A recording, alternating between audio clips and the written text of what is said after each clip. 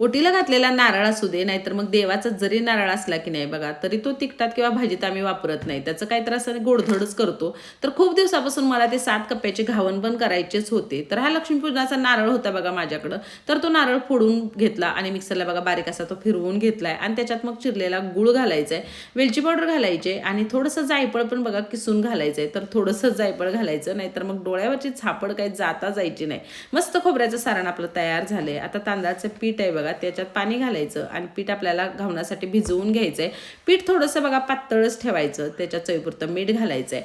मग तवा गरम झाला की नाही की तव्याला तेल लावायचं आहे. तर पहिले मी तर बघा 2-3 घावण असे करून घेतलेत आणि मग पीठ पसरवायचं आणि व्हिडिओ जसं दिसतंय की नाही तसं एका बाजूला बघा सारण पसरवायचं आहे, नंतर फोल्ड मारायचं आहे, पुन्हा रिकाम्या जागेत पीठ पसरवायचं आणि सारण पसरवायचं, फोल्ड मारायचं, असं आपल्याला 7 कप्पे करायचे आहेत. आता जरी वाटत असलं की नाही की अरे हे तर सोपं आहे की बनवायला, पण तसं अजिबात नाहीये. तर जवळजवळ बघा हे मी 3 वेळा ट्राय केलं. पहिल्यांदा 2 कप्प्यातच माझ्याकडनं तुटलं आणि कसं बसं मी आता बघा 5 कप्प्यापर्यंत पोहोचले. तर कोकणात हे 7 कप्प्याचे घावण बनवतात आणि तुम्ही कधी हे ट्राय केलंय का? चुकलं तर चुकू दे, पण एकदा नक्की ट्राय करा. चवीला हे खूप म्हणजे खूप भारी लागतंय आणि सबस्क्राईब पण करा बरं का.